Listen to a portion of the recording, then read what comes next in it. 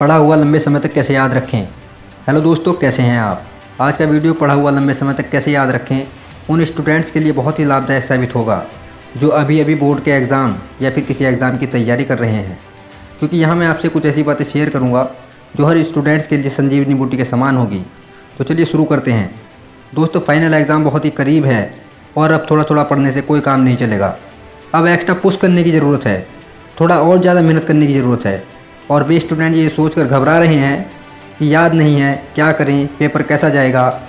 और अगर आपने ठीक से पढ़ाई की है तो फिर घबराने की कोई ज़रूरत नहीं है, क्योंकि एक बार याद किया हुआ कभी भूला नहीं जाता। बस ज़रूरत होती है 1 या 2 बार रिवाइज़ करने की।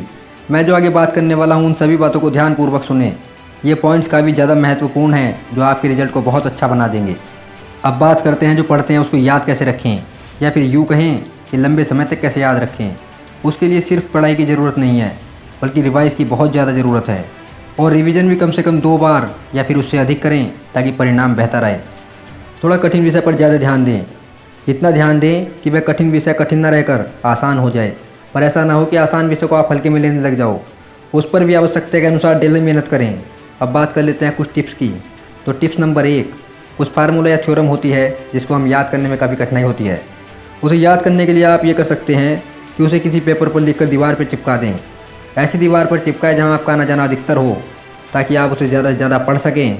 इस तरीके से वह आपके दिमाग में घुस जाएगा। टिप्स नंबर 2, अगर किसी उत्तर को याद करने में कठिनाई आ रही है तो आप उसे लिख कर याद कर सकते हैं। इससे फ़ायदा ये होगा कि फाइनल एग्ज़ाम से पहले आपके लिखने की स्पीड बढ़ जाएगी और आंसर भी याद कर पाएंगे। टिप्स नंबर 3, इंग्लिश, हिंदी या विज्ञान विषय के कुछ उत्तर इतने बड़े होते हैं कि उनको याद करना इतना आसान नहीं होता। तो आप ये कर सकते हैं कि उन उत्तर का एक ऑडियो बनाकर उसे बार बार सुनें जब भी आप फ्री रहें। इससे पढ़ाई बहुत ही आसान हो जाएगी।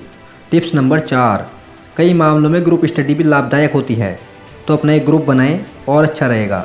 यदि आप एक टॉपिक को अच्छे से पढ़कर उस टॉपिक को अपने दोस्तों को पढ़ा सकते हैं तो इससे आपका रिवीजन भी हो जाएगा और आपके दोस्त पढ़ भी लेंगे। इससे रिजल्ट और भी अच्छा आएगा। टिप्स नंबर 5, कठिन सब्जेक्ट हो सुबह जल्दी पढ़ें और आसान विषय को दोपहर में पढ़ें। जब आपका पढ़ने का मन ना हो, यानी कि आप बोर हो रहे हों, तब आप आसान विषय पढ़ें। टिप्स नंबर 6, परीक्षा का समय नज़दीक है तो ऐसी कोई गलती ना करना जिससे कि बाद में पछताना पड़े। जैसे कि कोई भी ऐसा खाना ना खाएं जिससे एसिडिटी या कब्ज की बीमारी हो। मेरे कहने का मतलब ये है कि अपनी तबीयत का ख्याल रखें। Tips number 7, social media sites का इस्तेमाल अब बिल्कुल ना करें, चाहे वो फेसबुक हो या फिर व्हाट्सअप हो। इनका इस्तेमाल ना करें जब तक कि सारी साइट्स आपको पढ़ाई में सहायता ना करें। और भी ऐसी कई सारी टिप्स हैं जिन्हें आप अपने अनुसार फॉलो कीजिए। अब आपको थोड़ा स्ट्रिक्ट होना पड़ेगा। हो सके तो अपने सारे सामाजिक कार्यों को छोड़ दें और अपना ज़्यादा से ज़्यादा समय पढ़ाई करने में बिताएं। और अपने ऊपर पूर्ण विश्वास रखें, सकारात्मक और आशावादी रहें। बाकी तो आपका रिजल्ट बहुत ही अच्छा आएगा, ऐसा मुझे पूर्ण विश्वास है। एक बात का ध्यान जरूर रखना कि ये एग्ज़ाम रिजल्ट कुछ नहीं है कि अगर रिजल्ट अच्छा नहीं आया तो सब कुछ तबाह हो गया। बिल्कुल ऐसा कुछ नहीं है। एक छोटा सा कागज़ आपका भविष्य कभी निर्धारित नहीं कर सकता। ये बिल्कुल भी ज़रूरी नहीं कि अगर आपके 95% आए तो आप बॉस बनेंगे और अगर 50% या 60% आए तो आप कर्मचारी बनेंगे। अगर कोई बड़ी पोस्ट पर बैठा है तो क्या आप उससे पूछते हैं कि आपके बोर्ड एग्ज़ाम में कितने प्रतिशत अंक आए थे। हो सकता है कि 40 या 50% मार्क्स ही आए हों, लेकिन ये ज़रूरी नहीं है कि वो व्यक्ति नौकर ही बनेगा। तो परीक्षा में पाए गए अंक आपका भविष्य निर्धारित नहीं कर सकते।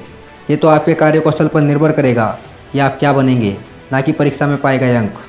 दोस्तों, अगर वीडियो पसंद आई तो लाइक करना, शेयर करना और ऐसी मोटिवेशनल वीडियो के लिए हमारे चैनल को सब्सक्राइब करना। मिलते हैं नेक्स्ट वीडियो में।